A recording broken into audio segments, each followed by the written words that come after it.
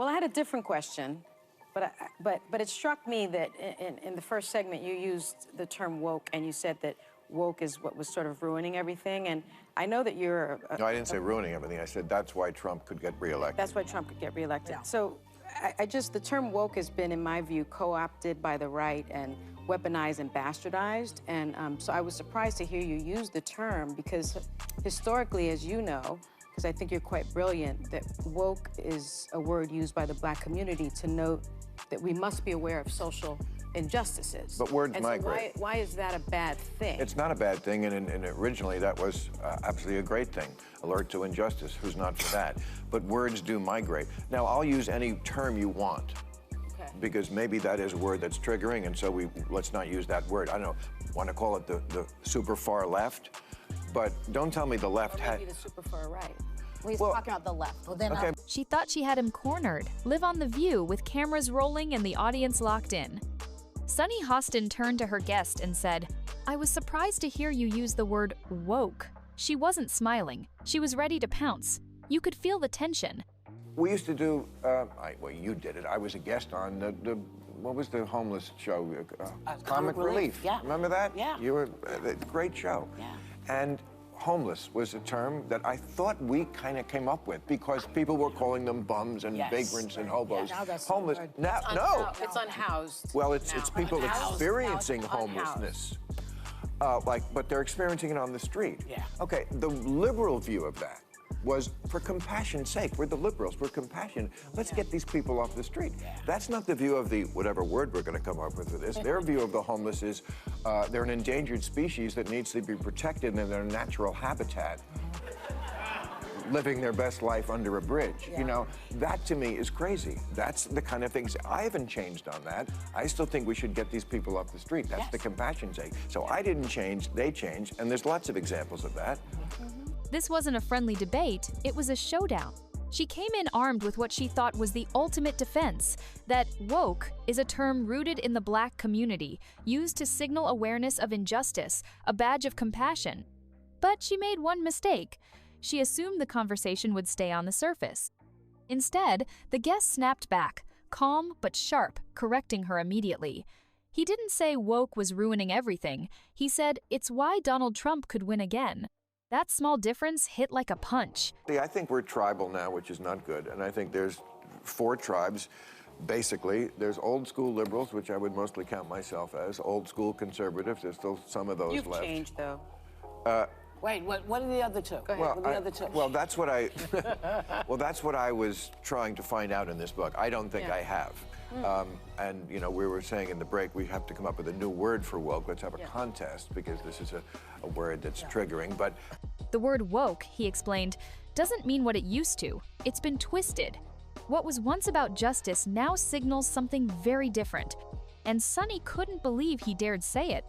By the way, before we continue, don't forget to like this video and subscribe to the channel. It really helps us grow and share more intriguing stories. Now let's continue. What do you make of this moment? What do you think it's a result of? How do we fix it? Well, I mean, it's just astounding to me that they can't tell the good guys from the bad guys. I mean, just morally. I mean, let me tell you, if you're for Hamas, just live in Gaza for a day. And I'm not talking about while the war is on. I mean, before the war. Trust me, you would go running and screaming and begging to live in Tel Aviv, a place that has your values. I mean, women have no, I mean, this is a show watched by a lot of women. Women have no rights in this place, and a lot of majority Muslim countries around the world. I mean, there is no equal rights as far as speech, dress, opportunities for education, reproductive rights, freedom from sexual violence, freedom from sexual harassment. The LGBTQ community as well. Yes. That too. Sunny kept pushing, saying the right bastardized the term. But her opponent calmly tore through that idea, explaining how words evolve, how they get hijacked by movements, and how the left itself has changed, not just a little radically. And as you'll soon see, that was only the beginning. So then came the real twist. Didn't just challenge the word woke, he pulled the mask right off the entire ideology. He said what nobody on that stage expected to hear. Wokeism isn't about justice anymore. It's just Marxism dressed up in new clothes. And suddenly, the mood shifted. He explained how this wasn't about compassion. This was about power. The same kind of power Marxism was obsessed with splitting society into groups, the oppressors and the oppressed. But instead of using class like the old-school communists, the woke movement replaced it with race and identity. And just like that, the victim became untouchable. Not because they were right, but because of who they were. It was all a political play. And the goal? Divide people, confuse them, and claim moral superiority. Are you at all concerned about the innocent civilians that have been collectively punished and murdered, largely children and women? And are you at all concerned about the fact that the International Criminal Court just today issued a subpoena for Bibi Netanyahu? Well, that's ridiculous, but it's a war. Why? It's a war. Because it's a war, and they were attacked, and they're defending themselves. Now, this is a war. Do you think Hamas needs to be destroyed? This is the question. Yes. You do? Yes. So how can we get that with a ceasefire? All right. So Hamas needs to be destroyed because they are a terrorist organization who say openly that they want to commit genocide on the Jewish people, on the state of Israel. That's what from the river to the sea means. Okay? And they say it very openly. They said, we did this attack. They've attacked Israel 5 times. They've started 5 wars since they were given that land back. They could have chosen to turn that place into any place they wanted to, and they took a lot of money that they took from the international community, and they spent it on bombs and guns and building tunnels. Instead of saying, let's lift people up, it became, let's punish the people at the top. And who decides who's at the top? Not based on behavior, not based on character. Just based on skin color, gender, or whether you fit into the right box. It was no longer about fairness, it was about control. And what really hit hard was when he said that the left didn't even realize this was happening. They thought they were being noble, but they were being used by an ideology that was radical, divisive, and dangerous. And on The View, he said it all to Sunny's face. Then came the bombshell that made everyone in the room sit up. He said America had already worked through its racial struggles. Not perfectly, but by the 1990s and 2000s, something incredible had happened. The country had moved forward. Interracial friendships, marriages, workplaces, people weren't obsessing over race every day. And then, suddenly, wokeism dragged it all back. It didn't just reopen old wounds, it convinced people those wounds never healed in the first place. Think about it. A country that elected a black president twice is now being told it's just as racist as it was during Jim Crow. That's not just wrong, it's gaslighting on a national scale. Woke activists didn't want people to feel proud of progress. They wanted guilt, division, and resentment, because that's how you control a society. He made it painfully clear. If you believe that racism is hidden in every corner of life, then it justifies radical change. You start tearing down systems that aren't even broken. You start treating ordinary people like they're part of some invisible evil structure just because of their skin color. And what do you get? A nation walking on eggshells. People too afraid to speak, too scared to ask honest questions. That's not progress. That's fear. And as he looked right at Sunny, it was obvious this wasn't just about politics. This was about truth versus delusion. And just when it seemed like things couldn't get any more intense, he dropped a story that made the whole audience freeze. It wasn't abstract, it wasn't theory, it was real and, honestly, it was ridiculous. He reminded Sunny of Comic Relief, a show they both had supported, aimed at helping the homeless. Back then, they called them just Fathomless. Not to be cruel, but to be clear. It was a problem that needed solving. People needed help getting off the streets. That was compassion. But now, you're not even allowed to say homeless. The new term is people experiencing homelessness. And it gets worse. He said the far left no longer even sees homelessness as something to solve. They see it as a lifestyle that needs protecting. Like living under a bridge is some kind of choice, like it's a natural state that must be preserved. He wasn't making a joke, he was furious. Because what used to be a call for action, let's help them turned into a weird form of passive acceptance. Leave them alone, don't judge. And that shift isn't kind, it's cruel. It leaves people on the street in the name of fake empathy. Also, no one has to feel offended. That's when he looked at Sunny and said, I didn't change, they changed. And you could see it on her face. She didn't know how to argue with that. Then came the part that cut even deeper. He wasn't just talking about language. He was talking about how that same twisted thinking had infected everything, even mental health and gender identity. He explained that compassion used to mean helping someone. If a person was struggling with reality, you gently guided them back. You asked what was wrong. You tried to heal. But now, woke ideology says you're not allowed to question anything. If someone believes they're the opposite gender, you can't ask why. You can't explore what's going on. You can't even suggest they might be confused or hurting. Instead, you're told their belief is reality, and if you say otherwise, you're suddenly a bigot, or worse, a white supremacist. This shift, he said, is terrifying.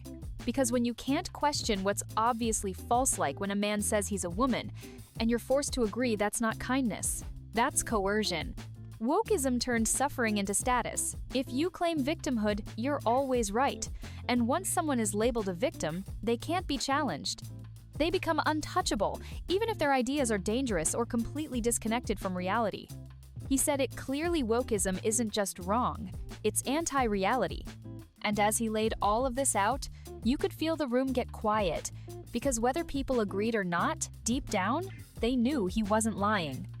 He didn't stop there. In fact, the next point hit like a hammer. He said the biggest weapon of wokeism isn't protests or hashtags, it's confusion. Simple truths get buried under mountains of jargon, academic buzzwords, and fake intellectualism. Not because the issues are complex, but because the truth is inconvenient.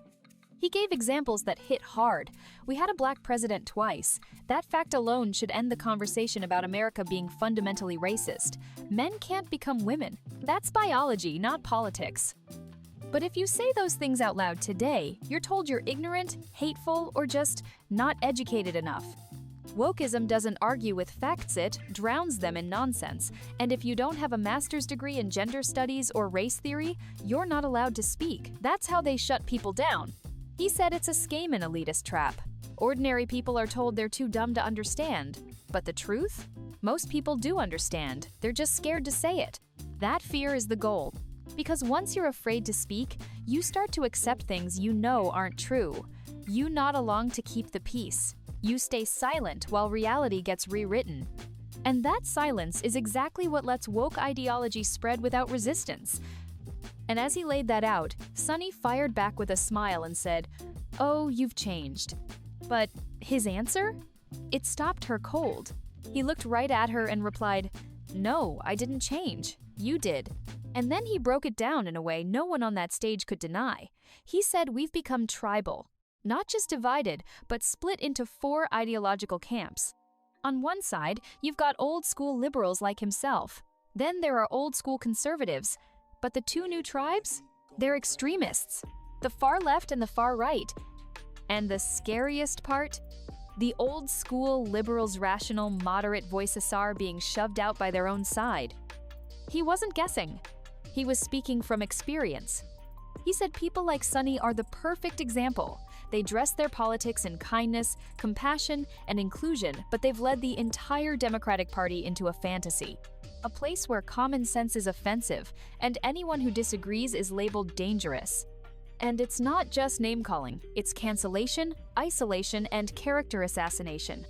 He knows many traditional liberals who now live in silence, afraid to speak up because they dared to question one tiny part of the narrative. Say the wrong word, show the wrong opinion, and you're out. This isn't political evolution, it's ideological exile.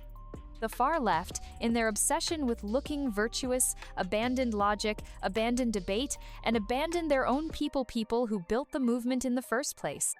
And Sunny? She sat there, smiling, as if that betrayal didn't even register. Then came the part that no one wanted to touch, but he did.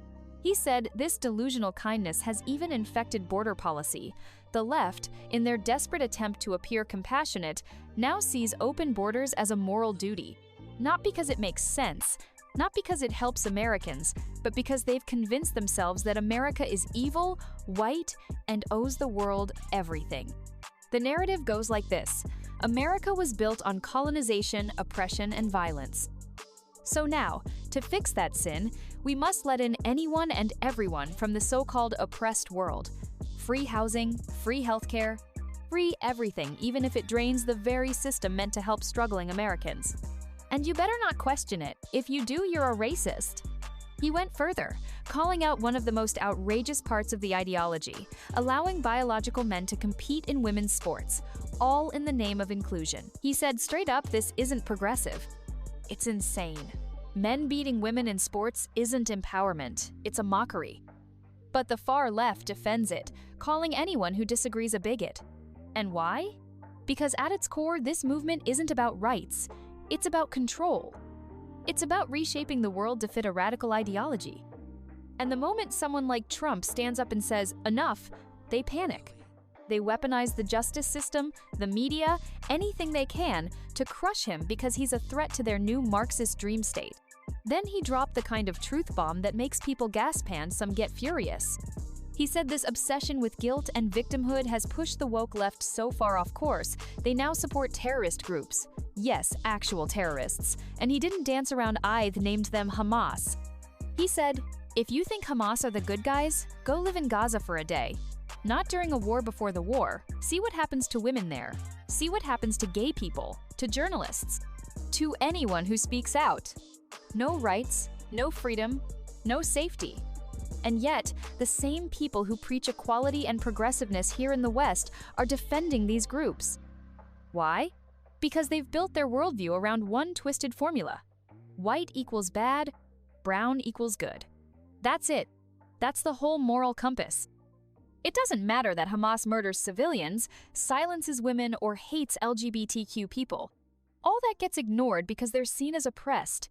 And in this ideology, oppressed equals innocent. No questions asked. That's not compassion. That's willful blindness. That's moral collapse. He looked right at Sunny and laid it all out. The left pretends to stand for women's rights, gay rights, freedom of speech, but the second those values clash with their racial or political narrative, they abandon them. They pick sides not by principle but by identity. And the hypocrisy is staggering. Sunny fired back, trying to steer the conversation back to innocent civilians caught in the crossfire. She asked, what about the innocent Palestinians who've been killed? A fair question, you'd think. But his response cut through it cold. He said, yes, innocent lives lost are tragic, but this isn't just war, it's a fight for survival. Israel was attacked, and they are defending themselves. That's reality. And Hamas? They're a terrorist organization openly calling for genocide, literally saying they want to wipe out the Jewish people from the river to the sea.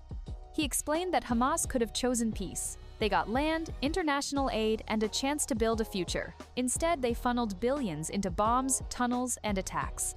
This was no accident. It was a deliberate choice to wage war.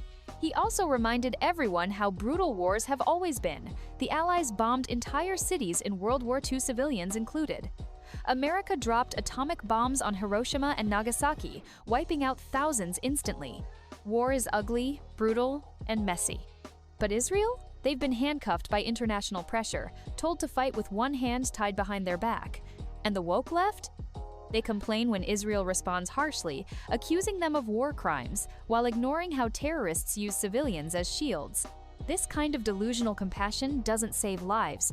It encourages terrorists to hide behind their own people, knowing they'll be protected from retaliation. And that's a dangerous game. He warned that if this keeps up, the left will be left with nothing but radicals like Sunny Hostin. Anyone with a shred of common sense or basic reality will walk away. Because you can't win elections by pushing ideas that most people see as crazy. He said the Democratic Party has become a house divided against itself. The disconnect from reality is so deep, you need to adopt a completely delusional worldview to stay inside it.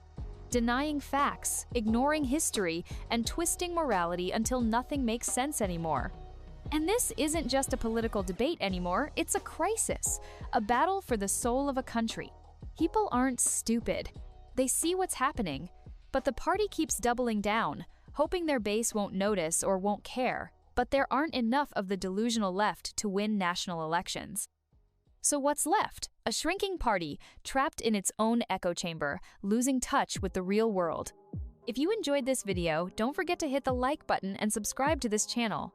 Also, drop your thoughts in the comments. See you on the next one.